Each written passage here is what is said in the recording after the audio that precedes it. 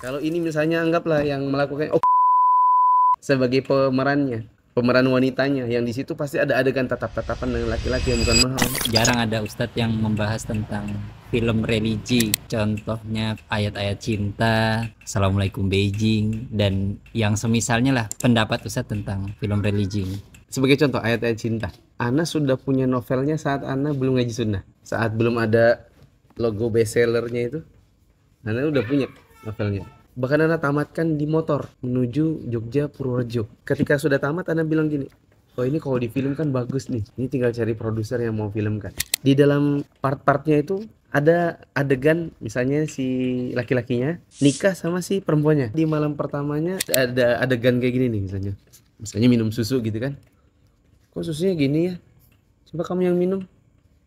Ketika diminum sama istrinya, terus dia cari bekas bibirnya, mana bekas bibirnya. Oh iya, setelah kena bekas bibirmu, jadinya susunya enak. Itu kalau diadegankan, pertanyaan Ana, si laki-laki jadi pemerannya dengan si perempuan yang jadi pemerannya melakukan sesuatu yang pantas tidak? Tidak pantas. Belum lagi nanti ada acara malam pertamanya. Meskipun religi, si pemeran laki-laki dan perempuan-perempuan bukan mahram, bukan suami istri, terus berpegangan, ada cium jidat, cium pipi. Haram atau tidak perbuatan seperti itu? Maka Ana bilang, pemerannya dapat dosa. Bahkan dosa mereka bisa jadi lebih besar karena menggabungkan antara yang hak dengan yang batil, jadi dibungkus seolah-olah kebenaran. Mana yang lebih menyesatkan? Yang abu-abu atau yang hitam putih? Yang abu-abu. Di dalam film-film religi, meskipun temanya keislaman, masalahnya di situ pasti ada adegan laki-laki dan perempuan bukan mahram pegang-pegangan, cium-ciuman, minimal cium pipi, cium jidat. Meskipun bukan cium bibir, tetap aja bukan mahram. Maka saya katakan kalau seandainya produsernya ustadz, ustazah, dan dia tahu itu semua, maka dia berdosa besar.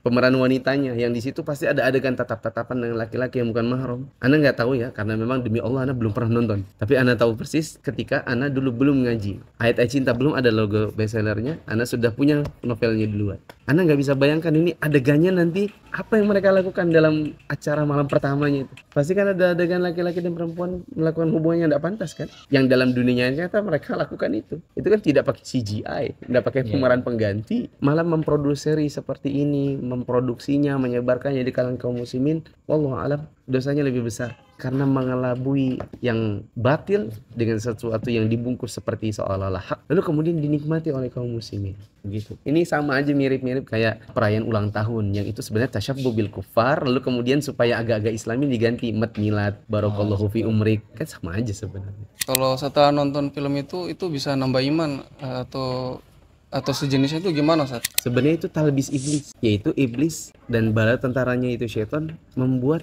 sesuatu yang samar-samar yang kaum muslimin mengira itu adalah kebaikan, padahal itu dosa. Sebenarnya talbis iblis, jeratan-jeratan syaitan. Kita dianggap ingin beribadah, padahal sebenarnya kita dijerat dengan sesuatu yang seperti itu, yang dosa yang kita mungkin nggak bisa baca. Sama seperti kaum Nabi Nuh dijerat oleh iblis, dianggap kalian akan semakin bersemangat untuk ibadah kalau kalian bikin patung-patung Wat, Suwa, Yaguth, Ya'uq, Nasr. Ini 5 orang soleh, kalau kalian bikin patungnya nanti kalian akan tambah semangat untuk ibadah. Dan memang betul-betul mereka semangat ibadah. Tapi setelah itu ujung-ujungnya disembah. Artinya memang itu kelihatannya kayak penyemangat, tapi sebenarnya itu adalah jerat-jerat dosa yang dibuat oleh iblis, membuat kaum muslimat, kaum muslimin jadi generasi yang ibadahnya itu gara-gara hal-hal seperti itu. Bukan karena tumbuh dengan ilmu, tumbuhnya dengan film.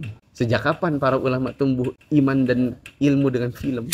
Ustadz, ustazah, Anda panutan, Anda kudwah di kalangan umat. Apa yang Anda lakukan berupa dosa, itu akan menjadi pembenaran di kalangan umat. Bila Anda lakukan secara sengaja, Anda tahu hukumnya, diikuti umat, dosa Anda berkali lipat. Anda yang ustadz, ustazah, yang memproduksi dan menyutradari atau yang menyetujui atau bahkan ikut melakoni di dalamnya film-film yang di dalamnya di situ ada adegan laki perempuan bukan mahram cumbu, cium jidat, cium pipi, Anda dosa kali lipat karena sebanyak pasang mata akan melihat, sementara Anda adalah penyebabnya, Anda yang menjadi pembenarnya, Anda bahkan jadi promotornya. Luar biasa dosa Anda di hari kiamat. Sementara dakwah Anda belum tentu diterima oleh Allah.